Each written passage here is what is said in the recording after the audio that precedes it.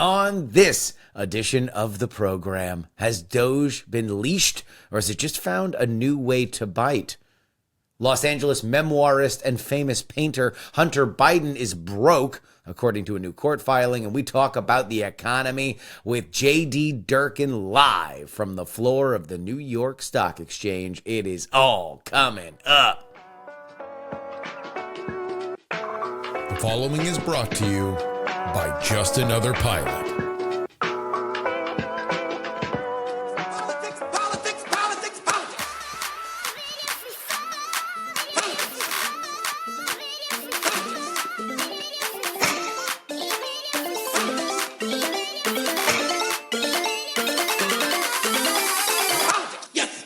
Hello and welcome everybody to the Politics program for March 7th, 2025. Your old pal Justin Robert Young joining you here in Austin, Texas. South by Southwest is upon us.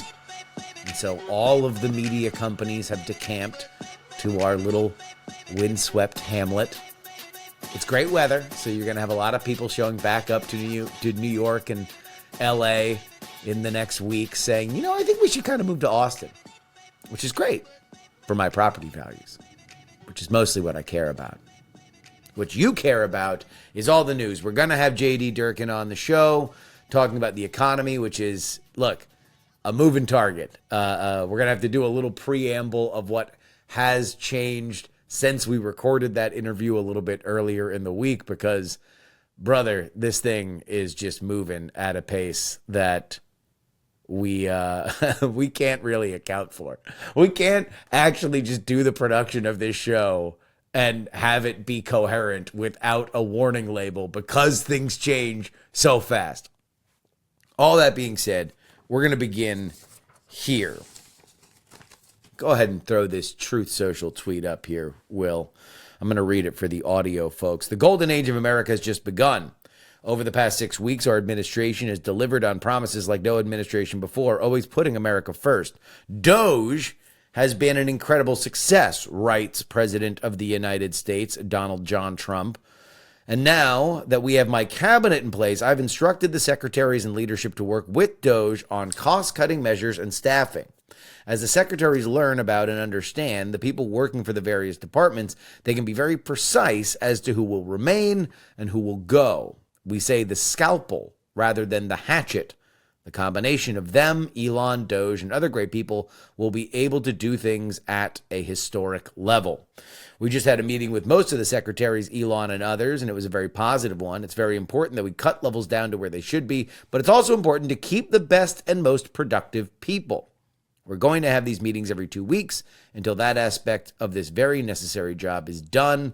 The relationships between everybody in that room are extraordinary, and they all want the exact same thing, which is to make America great again. Obviously, that is a little bit of a change of course from Trump with DOGE.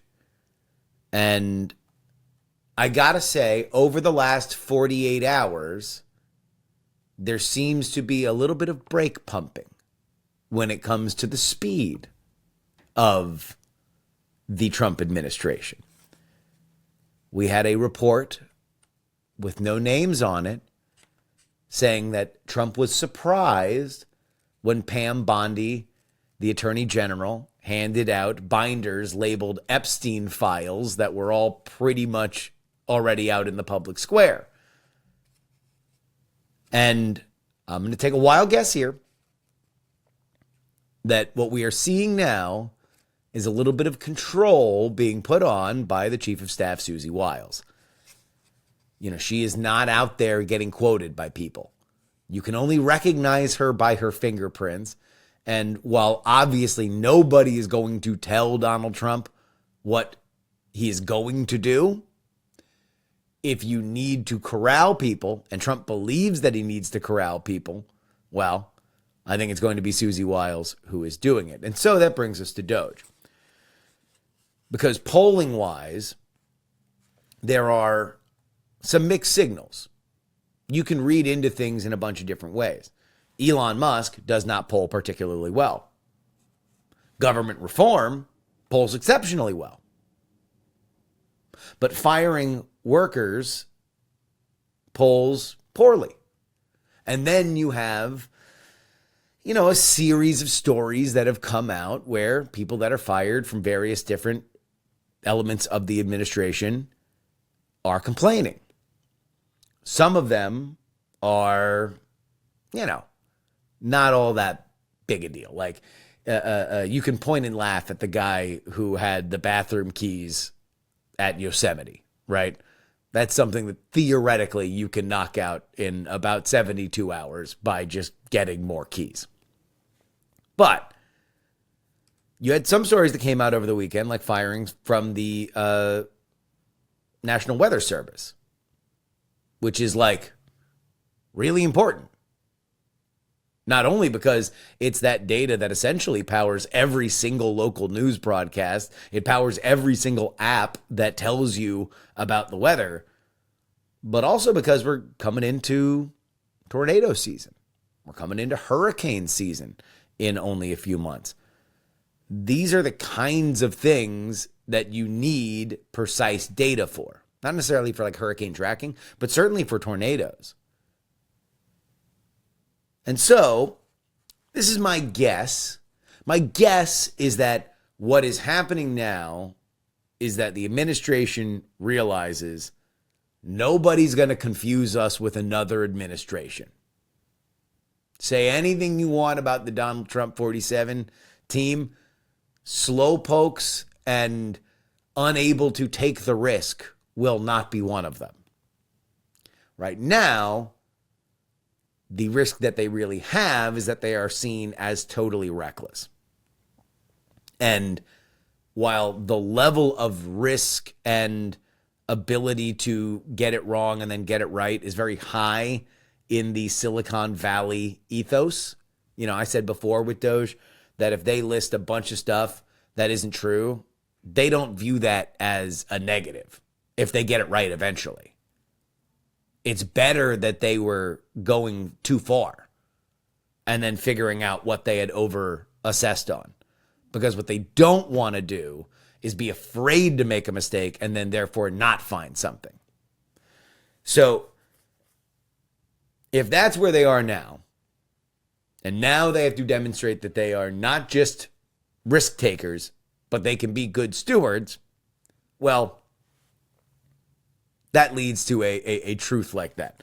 It shows that the Trump administration believes that they have maybe reached the edge of America's tolerance for adrenaline when it comes to things like this.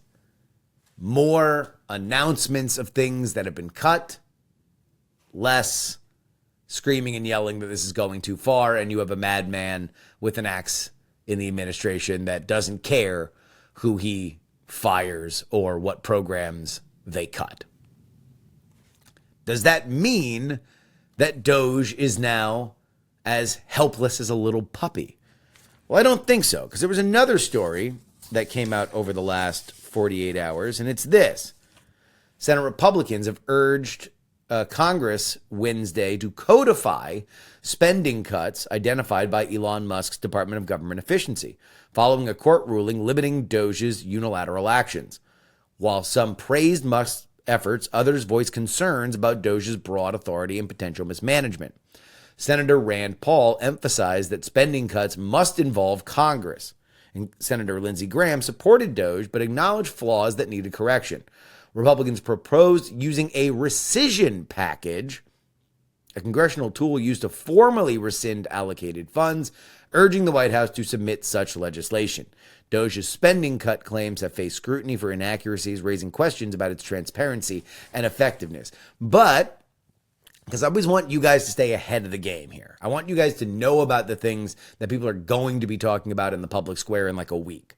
And here's what I do think you are going to see in 7 days. Rescission. This is totally different than reconciliation. It's going to be a little confusing. People are going to get them mixed up. It's not the reconciliation package. It's the rescission package. So what is the process of rescission? Well, rescission allows the U.S. president to formally request that Congress cancel or rescind previously approved federal funding. Here is how it works. Number one, the president submits a rescission proposal to Congress specifying funds they wish to cancel. Number two, Congress has 45 days of continuous sessions to approve the rescission. Approval, and this is important, only requires a simple majority vote in both the House and the Senate. So it will not have to clear the 60-vote Senate filibuster. If Congress approves, the specified funds are canceled, preventing the executive branch from spending them. And if Congress rejects or ignores the proposal within 45 days, the funds remain. But what's important here is that now you appear, according to the reporting, to have Elon Musk on board with doing this. So this would move out of the constitutional crisis realm. And this moves back to the idea that if you have found tremendous spending that needs to be cut, that you should rescind it, as opposed to just doing it by fiat with the departments. I believe you're going to see a package like this, and I believe it is going to be controversial. And I think Democrats are going to fight on it. They are going to jump up and down. But I think if you are a budget hawk in the Senate or in the House, it's going to be hard to say no to. Apparently, one of the things that got Elon Musk on board with this was Lindsey Graham telling him that, look, anything you do now, if it's at the department level, the next Democratic president is just going to put it back in. But if you rescind it, now you are actually moving some of these budgets in the opposite direction. Now, is that going to balance the budget? No. But I've always found that to be a little bit of a red herring argument. Like, it's like saying to somebody who really wants to go on a diet, like, yeah, switching from Coke to Diet Coke isn't going to, achieve all of your weight loss goals, but it's not bad. It's probably good that you're thinking about it. It's even better that you are taking action on it. If that is, of course, your goal. Otherwise, you can just keep spending. That seems to be what every administration of my entire life has been content to do.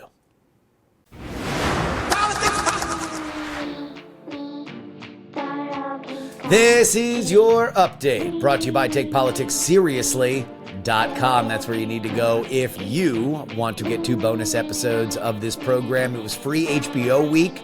You guys got 2 pretty rich media bonus episodes. If you want to have that every week of your life, and by the way, if you enjoyed yourself, if you liked the programming this week, well, guys, come on. You deserve it. You do. You deserve it, man. Go ahead and treat yourself.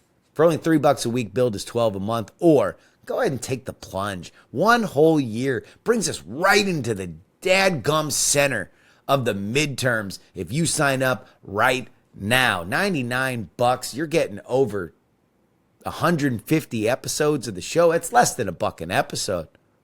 I mean, good Lord. What more could you want? Head on over there. TakePoliticsSeriously.com. Here are some stories we didn't have a chance to get to. The House voted on Thursday 224 to 198 to censure Democratic Representative Al Green of Texas for disrupting President Trump's joint address to Congress. During Tuesday's speech, Green stood, raised his cane, and shouted at Trump, protesting proposed Medicaid cuts. Of course, nobody could hear him. And also, Trump wasn't talking about cuts at the time. Kind of a goofy protest, but that seems to be what the Democrats like to do. Foreshadowing. Green was reprimanded in the House chamber Thursday for a breach of proper conduct as the censure was read aloud.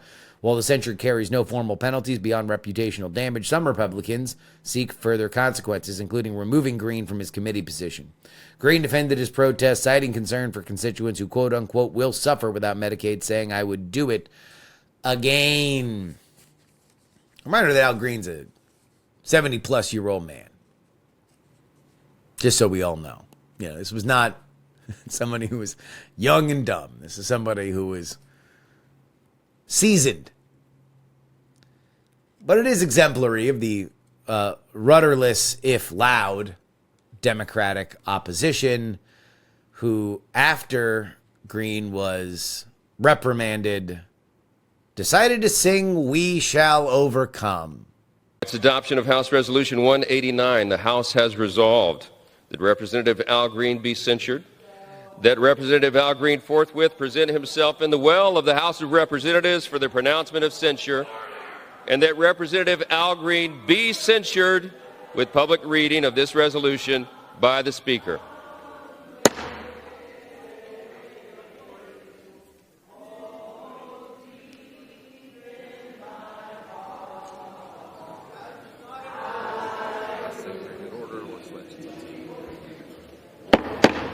The House had come to order. The House had come to order.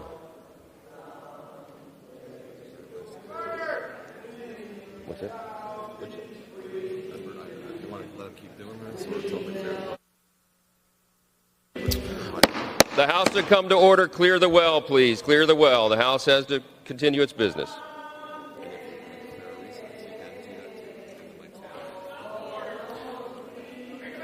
Just say the House is in recess. Oh my God.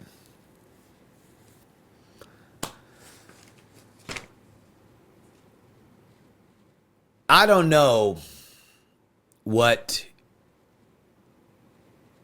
is going on with them. But I mean, can anybody explain? Can anybody explain that this is what they want to do? How do they all get together and do it? Like, that was not a moment where you covered yourself in glory. Like, I understand sticking with Al Green. You should. He's on your team. You shouldn't abandon him. But do you need to make that moment any more than what it was? Nobody but C-SPAN hardcores and like absolute dyed-in-the-wool partisans are going to care about the reprimand of Al Green. But you can make it an embarrassing viral clip if you decide to poorly sing along to "We Shall Overcome," as if this is him being removed on racial grounds from the House. Just, oh boy. Let's get into something else that's a little silly. Hunter Biden filed a motion on Wednesday in the United States District Court for Central District of California seeking to voluntarily dismiss his lawsuit against Garrett Ziegler of ICU LLC, publicly known as Marco Polo. Biden emphasized that although he remains convinced of the merits of his legal claims against Ziegler and Marco Polo, he can no longer pay for his lawyers to pursue the lawsuit. This is all wrapped around the dissemination of everything that was on his laptop, the laptop from hell, as it has been called. So he's suing the guy that put it up on the internet.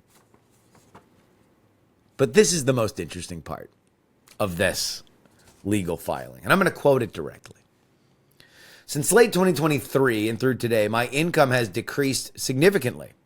Prior to that time, my income primarily came from sales of my artwork and sales of my memoir entitled Beautiful Things. In the 2 to 3 years prior to December 2023, I sold 27 art pieces for an average price of $54,000, $481.48. But since then, I have only sold one piece of art for $36,000.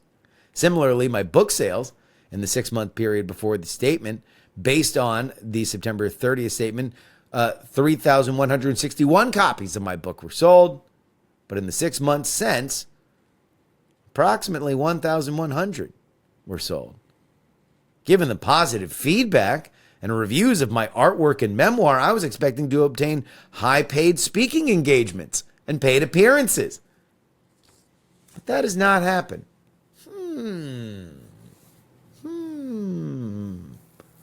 What else happened in the last 6 months? What else? What else happened? Yeah, it was like sometime in late summer. What was it that happened? Oh, yeah. Was it? Oh, yeah. His father ended his political career in one of the biggest televised political disasters in modern American politics. maybe that stopped people from buying famous painter and memoirist Hunter Biden's mediocre wares. Huh?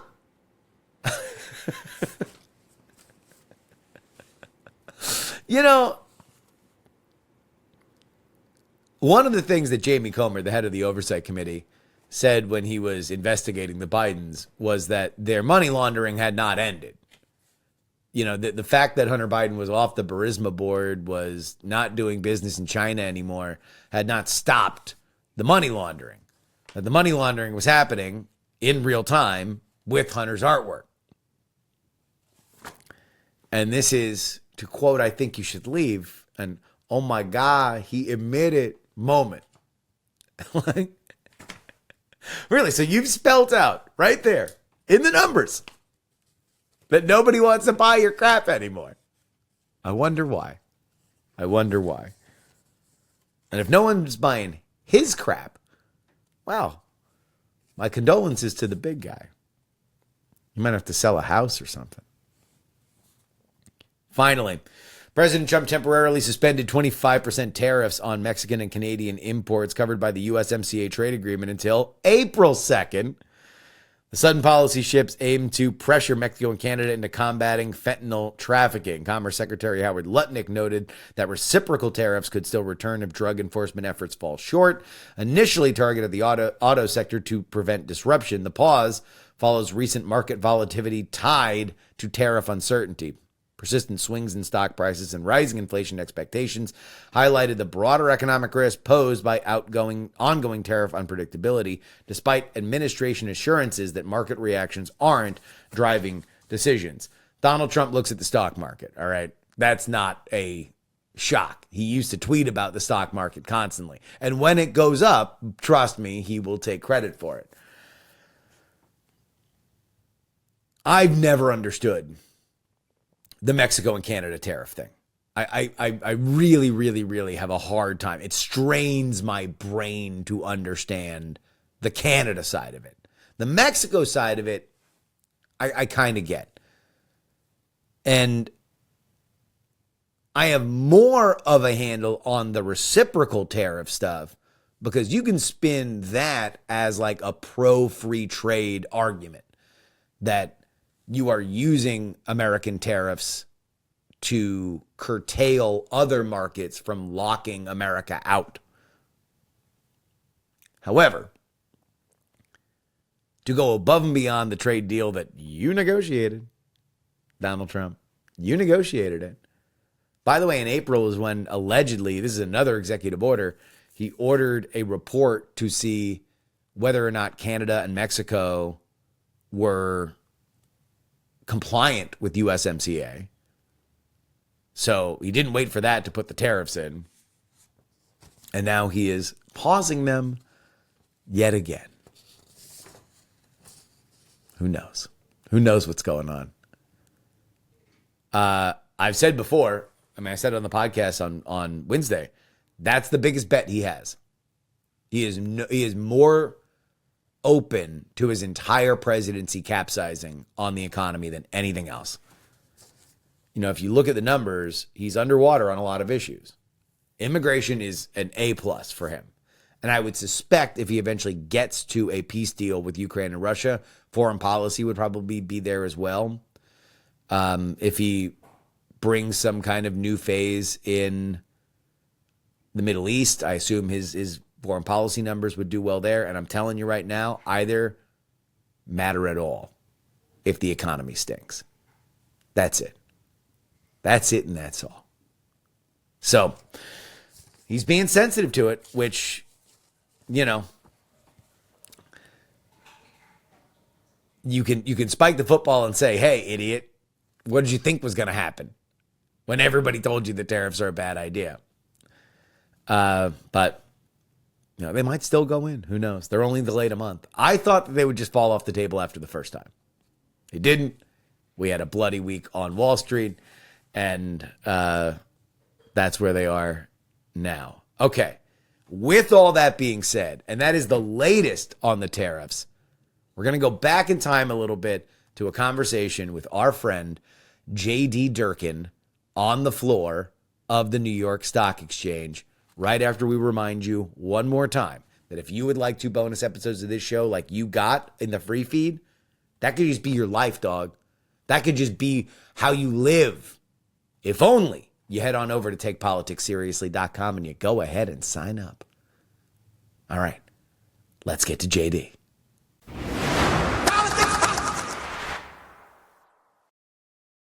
Well, as we head on into the weekend, we have a little bit of an economic check-in with one of our favorites, JD Durkin. How you doing, buddy? Doing all right. Doing better than the S&P 500 currently, but all things considered, good to be back with you, brother.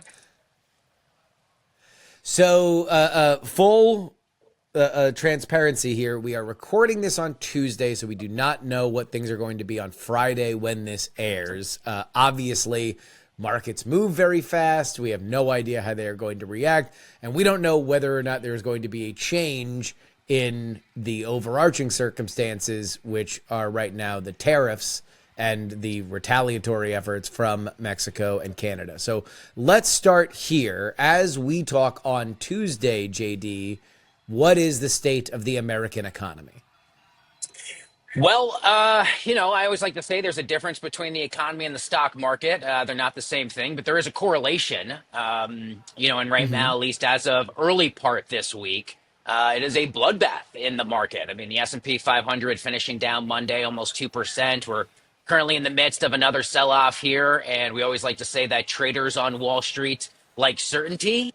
And this is not exactly a presidency that is known for certainty, that is known for charting a clear path forward. A lot of those big sweeping indicators of of the economy, as they were during the Biden administration, they still remain strong. We're still dealing with, strong job growth month over month. We're still dealing, for the most part, with a strong GDP, strong labor market, which is in better supply and demand, still near historic lows for unemployment. That's all good. And at the same time, it can be true that Americans still feeling the squeeze of high pressure, high price at the gas pump, too much money for rent, too much money for food. All of those things can exist. The big difference politically now, Justin, is that, Trump just frames things. He sells things in a way that is fundamentally different than the guy who was president as of a few months ago. So it'll be a lot of knee-jerk reactions in the markets. And that's why days like this at the New York Stock Exchange, it's a lot of red up on the big board. And that may be the case for some time. Yeah, and you wonder whether we were in the market for a correction at some point over the past few years. I know that this has been a very weird economy because, like you said, all of the baseline indicators seem to be good, and yet that hasn't translated to positive economic feelings. Like even during the Biden administration, when things were getting better out of COVID, there was still this lingering element of doubt. We had those few negative GDP cycles that could have indicated to some that it was a recession. Then we pulled out of it.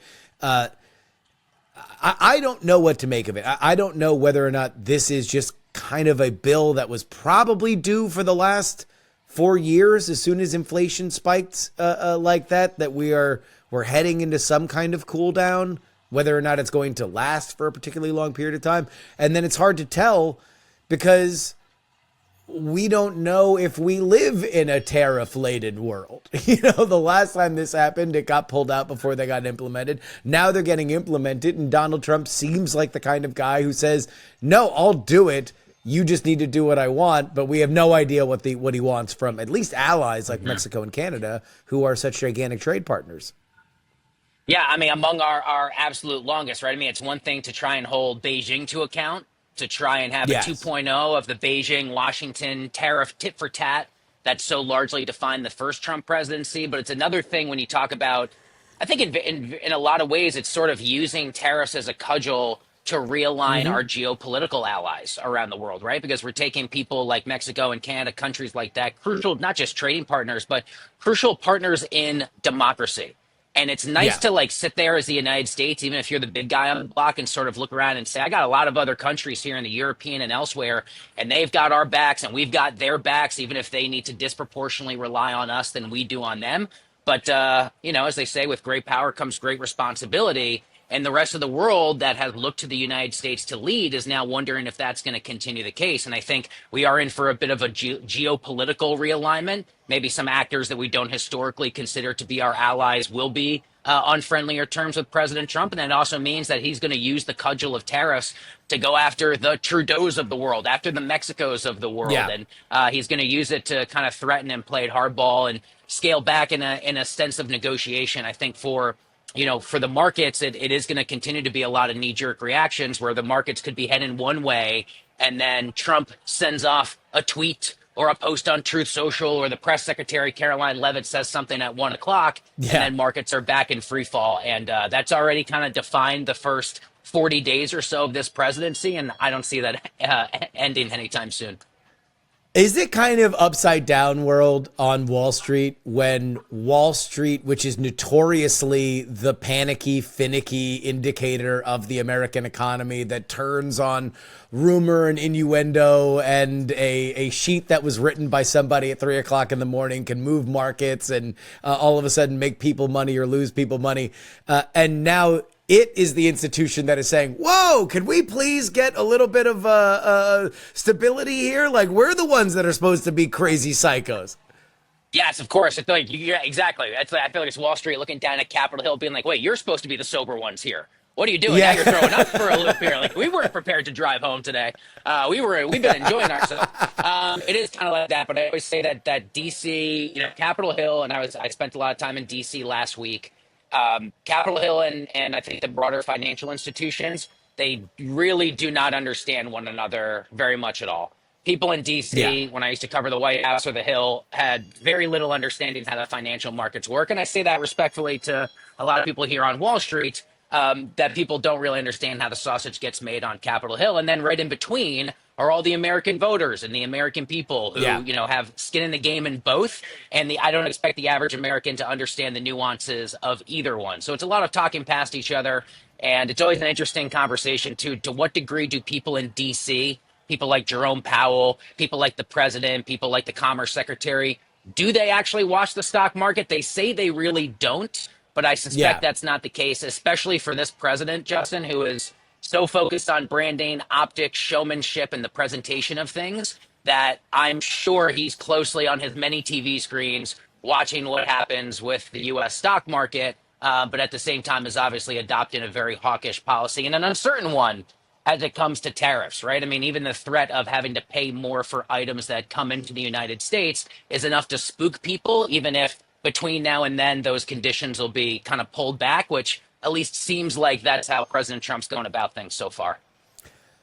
I think the biggest thing that is uncertain, obviously from a professional financial perspective, and I think from an American voter perspective, is just like China. I get China. I think you can be very hawkish on China, and you can tell the American public, hey, remember COVID? Remember when all of a sudden you were worried about whether or not you were going to be able to get certain things, and we had a problem on getting medicine and PPE and stuff like that. We're over dependent on China. We need to put tariffs on China. When I put tariffs in, Biden kept them in because he knew that they were good policy, and we get that.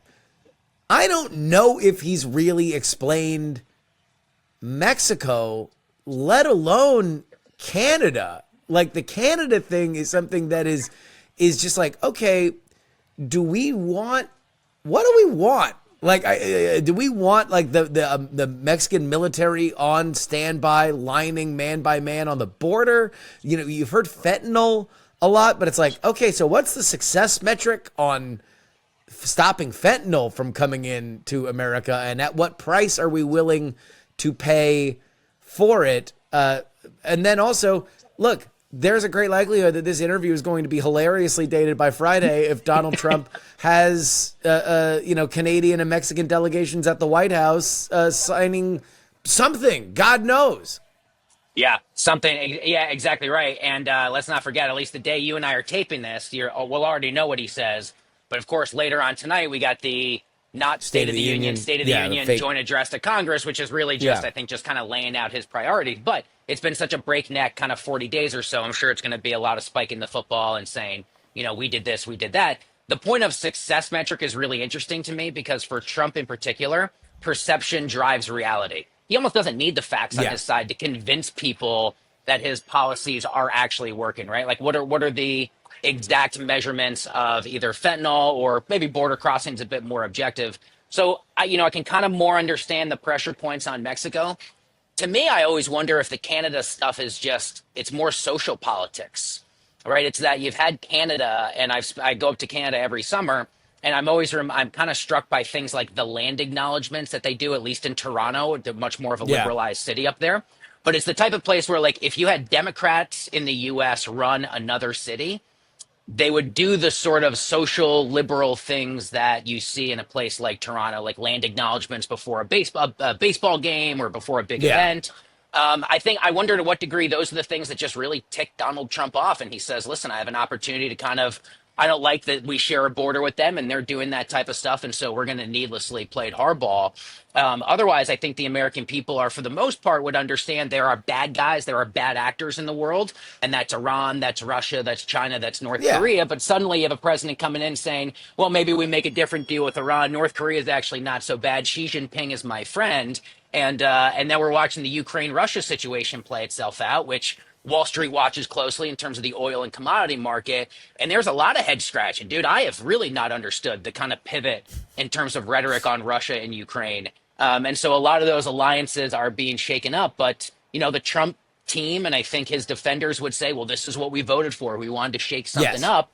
And he wins 7 for 7 in the swing states and, won the popular vote. So he's got at least that to fall back on, which I can say he really didn't even have the first term. Well, sure. And I watched a lot of rallies, JD. I watched a lot of Trump speaking. I watched a lot of interviews. I can't remember him talking about Canada once. Right. I can't. Maybe he made fun of Trudeau or something like that. Maybe if he was asked specifically by a Canadian journalist about something that maybe he floated some element of well, we have a trade imbalance and we pay them X amount of money and we need to make sure that we do Y. But like, I don't remember it. And it was certainly, I don't think it was a top issue that voters cared about. And really, I don't know, this whole tariff thing, maybe I'm going to be made the fool on it. I had always thought that tariffs were the favorite way that Donald Trump could conjure leverage out of thin air, that he felt that it was an underutilized tool in the American president's tool chest to just like, do you want something from someone else? Well, tariff. Give it to us or we'll tariff. And they will eventually back down. Because we are the 800-pound gorilla in terms of the international economic engine, and we can threaten that, and they will give us things. But actually putting them in, I mean, to me, this is something I said on Wednesday. This is the gamble of his presidency. I can't think of anything up to and including what's happening in terms of foreign policy, everything that's happening with DOGE. Like, I can't think of anything that is more chips in the middle of the table than saying every free market economist, your thinking is either outdated or wrong, and we should be using tariffs to move either more business or manufacturing inside the United States. I'm not kidding. This isn't a bluff. We're going to leave it in there and we're going to suffer the rough ride for however long we need to. And the American public will think it's good because we will have increased jobs and lower prices because things will be domestic and not imported. It's a real big hope you're right, obviously, if you're a fan of Donald Trump. But what do you think? Well, you made a good point earlier, which is that very quietly President Biden came in and largely kept in place a lot of the tariffs that were kind of implemented by the first Trump presidency. He just did it in a much quieter way. So I think there is some there to say, all right, if push comes to shove, we may not like the way that he talked about it. Maybe we wanted tariffs done in a more targeted way. But the spirit of it may not be entirely antithetical to what a non-Donald Trump presidency would do.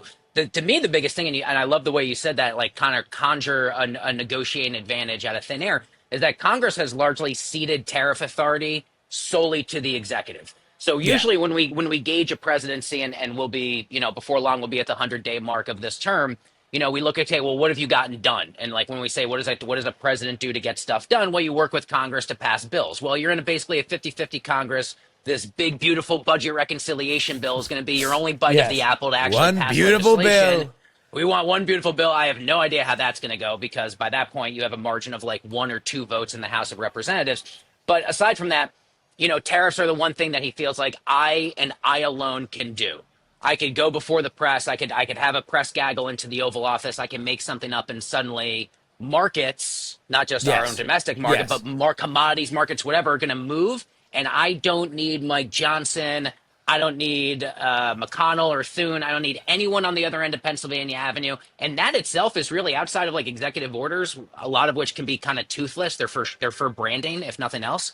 That is the one thing that he can do. And I think he's recognized that. And I think that is going to be why we continue to see it. It's because it's the one thing that says, I, Donald Trump, am solely responsible for the tariff conversation. And of course, as we saw with that pretty incredible cabinet gathering last week with Elon Musk, he's going to have everyone who sits there and says, I serve at the pleasure of the president. They then go out into the media spin cycle and they are perpetuating the same kind of talking points about tariffs and why it's actually a good thing, despite the fact that we know U.S. consumers will have to pay more and ultimately will be impacted by several ways. And we see that from companies like Walmart and Caterpillar and Home Depot, a lot of whom rely on importing these goods from other countries. They are not going to absorb those costs. It's going to be you, me, and all of your listeners who end up paying more down the line. And that's ultimately, to me, the test, because I have said in terms of the American perception of Donald Trump's economy, my comp is Biden with COVID. People are going to, because they voted for him, they're going to give him the benefit of the doubt that he knows what he's doing until about Independence Day. Independence Day is kind of where I think people are going to be on vacation. They're going to see what things cost. They're going to be thinking about if they're moving. That's when a lot of people move houses. There's a lot of big financial decisions that get made in the spring, summer. Obviously for Biden, July 4th was kind of this line of demarcation with COVID, where he declared independence from the virus, and then Omicron hit, and everybody was like, "Oh, wait, are you good at this, or are you not good at this?" And then, so I think that's kind of what he has. But at the same time, as well as anybody, the markets know as well as anybody, because they're constantly guessing what this, very complicated morass is going to be so they can invest in the right companies. Sometimes you got a sliding scale where, like, yes, Home Depot is going to pass on the charges if they have to pay the tariffs for anything that comes for lumber that comes from Canada, for example. But if American oil production is through the roof and now they're paying less in fuel to get it from here to there, then maybe the price on building your fence over the summer when you want to do that big renovation isn't as much as it would be otherwise. Like, yes, it costs more to get in, but it's less on some other side of it. That is certainly what I think the Trump administration is hoping to. That's the one thing economically that he seems to be banking on, is that even if things are more expensive, they will be cheaper for you at the end because fuel is going to come down, and that is baked into everything. That is such a gigantic inflationary measure. But boy, again, these things don't often move the way you want them to. And I don't think that the American president can control the economy. I think that he can screw it up, but there are times where even if you're pulling all the levers that you need to kind of get something moving, it might not spur on at the speed you want. Yeah, nothing exists in a vacuum. And I think that's the challenge. The last few years, I'd always said that the most important person in Washington was not President Biden, it was Jerome Powell. And he was dealing with this, kind of generational high inflation. And we always say on Wall Street, or advisors that are friends of mine say, the only cure for high prices is high prices. And that means that at some point, things are going to be so insanely expensive that we have to stop buying those things. And that is the only point when demand comes down that pricing can come down. And I want to give maybe the overall tariff argument the benefit of the doubt and say, really, if you're instituting high tariffs on goods that get imported, and therefore we as U.S. consumers have to pay more money on that, that is less money that we then have to spend in other parts of the economy. And maybe there's the argument that then those prices for those things come down. And in that way, it's not that dissimilar from what the goal of the central bank is when faced with high inflation. We jack up interest rates. We make your credit card debt a lot more expensive, or certain types of private student loans or your mortgages. Borrowing costs are higher. And that means that we as consumers have less money to spend elsewhere, which hopefully will bring those prices down. I don't hear that argument being made by the Trump administration, because they don't even want to admit that consumers are going to pay higher prices. But if they did, I could say, you know what, that's a much more intellectually honest and economically honest argument that I could justify. I could better understand if you're trying to basically do what the Fed does, which is, hey, we are intentionally instituting pain. And we need this short-term pain in order to cool things down. Yeah. That is what Fed officials will tell you. And that's why I think a lot of people call economics the grim science, because you got to go through ugly patches to get to the beautiful green pastures. The challenge politically with messaging for this White House is that even if that is what they're trying to do, they're not going to admit that those prices are going to get higher, that people may have to spend more money, even if the end desire or the end outcome is a desirable one and is one that people in good faith could get behind. They just want to do this and then pretend that everything is going to be fine. But we hear from the Fortune 500 companies, we hear from the most consolidated names in the S&P 500. And again, although the stock market's not the economy, the two do tell us a lot about one another. And I can't help but look up at the big board. The Dow's down 1-2, the S&P's down another percent, and obviously by the time we get to Friday, the story will be at least the first week of the first half of the week here on Wall Street was incredibly choppy, because when Trump talks about tariffs, investors don't like what they hear. Yeah. The conversations on Wall Street during the election, at least what I saw by my kind of outside perspective, which is essentially clips of CNBC that make their way to Twitter.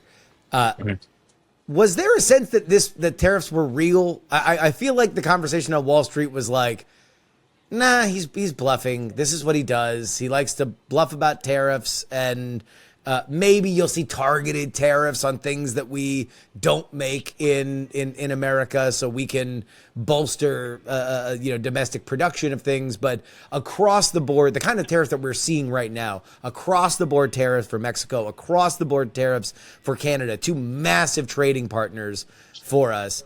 Did Wall Street take that seriously? I think they did. I think if there's room for ambiguity in the lead up to the election, it was to what degree, how much. All right, you're really going to do 30% tariffs on. No, you're not. You're going to say you're going to do 30, and you're going to peel back, and you're going to do 20, and you're going to make us feel grateful for the fact that you're only doing 20 when you made us think you were going to do 30. And I think that's kind of what we saw. A lot of the other things, and honestly, I remember during the campaign trail, this was big in Nevada. No taxes on tips. That's like a red meat, right? And I think Harris then agreed with Trump on doing that. Well, that's inflationary. And I don't mean disrespect to the hardworking hospitality people of the great state of Nevada. But if you have more take-home pay, you're going to spend that take-home pay, and that drives prices up. So things like that were big head scratchers here with analysts on Wall Street to be like, all right, I mean, I know you want to lower taxes because politically it's convenient. And who's not going to vote for a politician that says I'm going to lower your taxes? But the economists that I think were inclined to give a lot of skepticism on, to me, wasn't so much about whether tariffs or not were real. It's about a lot of these other ancillary economic policies that don't make sense to me. If you're going to adjust the tax code and you're not going to take sizable cuts out of spending, well, that's just as inflationary, and that's just as bad for the underlying economic set of circumstances as you just blame the Democrats for the last 4 years. And my time in Washington taught me the only party that cares about the deficit, that cares about the state of debt, that cares about these underlying issues are whoever is not in power. And then as soon as you get the gavel, party. it's a way different conversation. It's like, hey, pay no attention to what I just told you the last 4 years. Yeah. Now we're going to do something different. And it's kind of rinse and repeat, presidency to presidency. Yeah, I don't know how much no tax on tips is going to actually be inflationary, mostly because everybody in a more cash-rich era would lie about their tips in general. So now that we're in a very credit-driven era, maybe it'll be less than people think. Because as a former waiter, I will say, probably with the statute of limitations have expired, I was never exactly to the penny honest. In fact, oftentimes I knew exactly what the limit of what you had to say. Conveniently miscounted. Yes. Yeah. Yeah. Right. Because cash is king. All right. Well, let's get off the economy because I do want to talk about one more thing, and that is an awesome show that you are hosting. It's called Common Threads. It is live on Thursdays. Tell me about it. How long you've been doing it, and why'd you start? Because it's a really fun idea. Yeah, I appreciate that. And you've been a killer guest, and a lot of our mutual pals have been as well. The whole thing was ideated last summer from my buddy Taylor Craig. He had left his gig at CNBC, and we had been kind of markets colleagues from different jobs over the years. And the idea was just seeing where people like you have taken the lead, man. It's kind of like a push to new media. And I feel like we got in there before the election that really solidified the challenges with legacy media. And so we thought, let's just take our years of working in cable news and build our own. And the idea of the show was bringing on people from the world of politics for one long, hour-long conversation and, get past the shouting points, get past the cable news clips that go viral and see where we actually have some common ground with one another and may agree on things a lot more than we disagree. We do it every Thursday night at 7 o'clock, live out of our studio we built in East Williamsburg, Brooklyn. And it's been tremendous. And I don't mind saying I did a round of sit downs on Capitol Hill last week. We're looking forward to welcoming members of Congress onto the show. And the reception we've gotten from people has been awesome. And I've been, really grateful to be able to grow. And as you know better than anyone, man, the importance of going to people where they are, especially in a landscape where media is rapidly changing as much as it is. So we've been thrilled with the conversations, been thrilled for incredible guests like yourself and Heaton and Jen Briney and many, many others. And looking forward to still growing. And the beauty of owning your own is you could always adapt, right? It's the beauty of listening to feedback, listening to consumers and viewers, and learning how to tweak the show. And I'm very proud to say the show does not look today the way it did in September when we launched it. And I hope we keep evolving. You have worked in a lot of mainstream media outlets. You've worked in a lot of television. What has been the biggest difference now that you are here in the feral new media world? I mean, for this particular show, man, it's just not having a boss, not having to reach a timestamp. You do live TV interviews and they're 5 to 7 minutes because you got to hit a 2-minute commercial break or you got to get that in there. Those rules are out the window. And ultimately just not being told the types of things we need to ask or things you need to avoid. And the show ends up going in so many beautiful directions by 7:30 that I wasn't expecting at the top of the hour. And we could do whatever we want there. So that's like the beauty of it for me. And the thing that is most different. I think people got so kind of sick of parts of the old model and the shouting and the big pharma that's, supporting the traditional cable news model that's hemorrhaging viewers. And I think that beauty and that independence has resonated with the audience. And we also do a live chat feature, which I think sets our show apart in a lot of ways. And people watching the show live, you can ask your questions. We put your questions right up on the screen, and in real time, we kick them to the guests. So it allows that one-on-one conversation where viewers feel like across all platforms, you can also be a part of the conversation. That's way different from anything I used to do down at the White House, for sure. What's the biggest feedback that you've had change the show? In terms of like how we've evolved it over the show. I mean, we used to do, when we started, the idea was that viewers would vote on the last topic of the show. And we thought that was going to be huge. We're like, okay, we come in with some pre-baked guests, topics, and the last one gets voted on. And we just sort of got the impression over time that they're like, no, like we're down for whatever you want to cover. Yes. And we're You're actually the less chef. interested. Yes. Yeah, please. Basically, yes. Yeah. So instead of going to the kitchen and being like, hey, make this and make that and make it this way, the feedback has been far more consistent. Viewership's been much higher once we've made those decisions on the stories of the week and just bringing people different perspectives that they're not going to hear. And also, I think giving guests a long form to talk is also really nice for people that are used to doing the 5 to 7 minute interviews. So it's been awesome, and we're thrilled to keep scaling it. I think that there's a real, there's a great spark, there's a great polish to the program, and I've been happy to be on. I think you're going to do a really great job with Congress people because like we're in this really fascinating moment where the modern politician understands that they got to go on. We had a guest on Wednesday, Katie Harbath, who was a RNC digital person like back in the aughts, right? Like she was like very early on.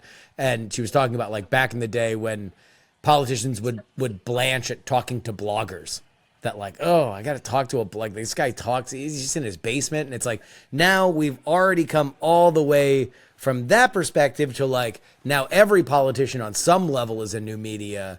influencer themselves, but also new media influencers realize that the way that you actually grow is by going on other people's shows, by exposing yourself to another audience. And they're not all going to be traditional. And now they're not all going to be the number one. They're not all going to be the biggest thing that you could see. That you want to go out there and you want to take chances. And you want to go on shows that you might have never heard of. You want to talk to people that you're not familiar with, because that's what sharpens your argument. That's what makes you authentic. And that's what brings more sway to the causes that you really care the most about.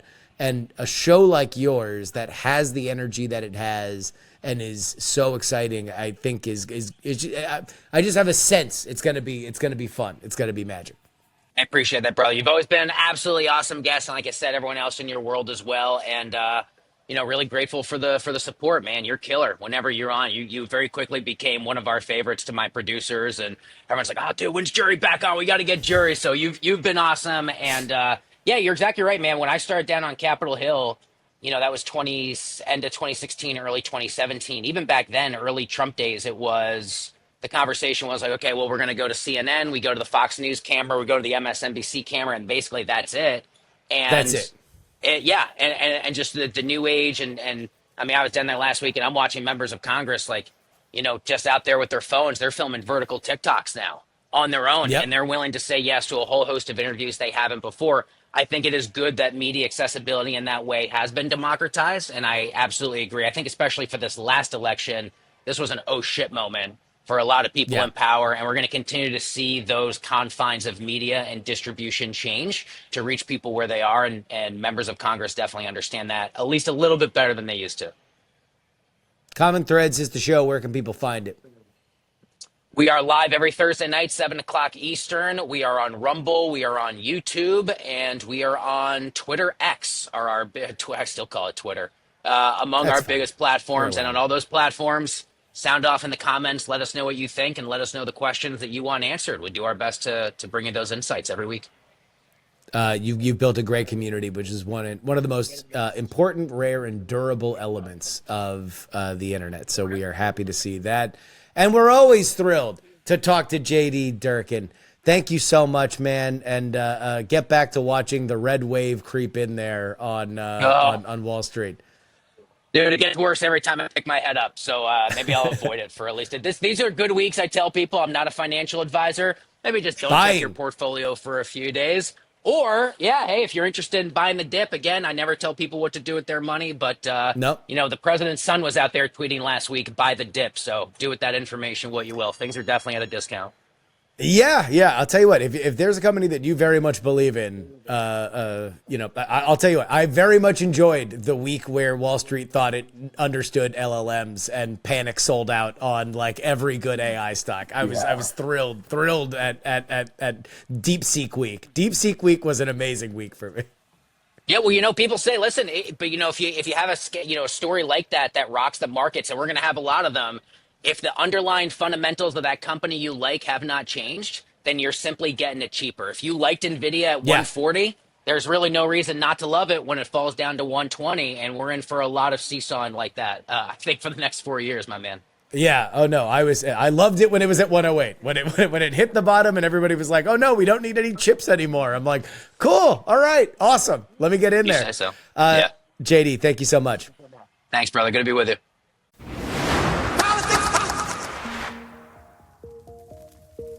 And that'll wrap it up for us today. Politics is written and hosted by me, Justin Robert Young, for Dog and Pony Show Audio. We are edited by the great Will Saddleberg, who did some work this week, man. He is crushing it right now. Big salute to Will. Support the show so I can pay Will.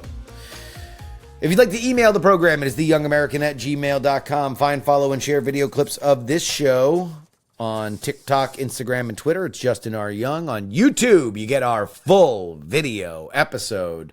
Politics is that account. You can support us with a one-time donation. PayPal.me/paidjury.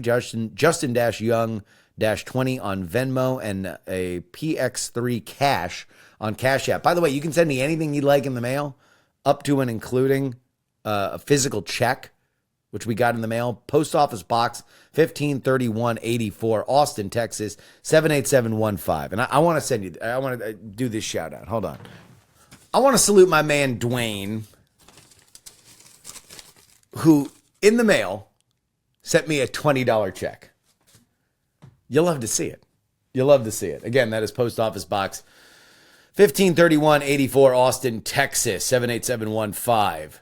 But the only place you can get the bonus stuff, like you did this week for free, it was free HBO week, is TakePoliticsSeriously.com. Paying members get 2 bonus episodes each and every week, either $3 a week or $99 for the entire year. That's 150 episodes of PX3 for under $100 if you do it annually. But the only people who get their name read on the show each and every week is our Titanic founding tier, including L3PO, Peepaw, Scott, Middle-Aged Mike, Tom, Sarah, Jeremy, Pro Idiot, Chiller Tomatoes, oh yeah, it's Adam, Neil, AB Puppy, Dr. Whiskey, Michael, Fat Tony's PJs from New York, Will, The Borge B, Matthew, Matt, Andrew, Edwin, Sam, Andrew, Phil, Edison, Devon, Paul, a dog named Truckers, Gloria, that's my mom, Jerry, Trucker, John, Berkeley, Steven, and Zombie Doc. You want your name read on the show? Come on, guys. One place to do it. Come on in. Be part of our Titanic founding tier. Who do we have on next week's show? Let's take a look if we've booked anybody. We're going to have great guests. It's going to be a good time. Trust me. I guarantee it. Till next time, this is your old pal Justin Robert Young saying, some shows talk about politics, others talk about politics, and still more discuss politics, but this is the only show that dares discuss, three. Diamond Club hopes you have enjoyed this program. Dog and Pony Show audio.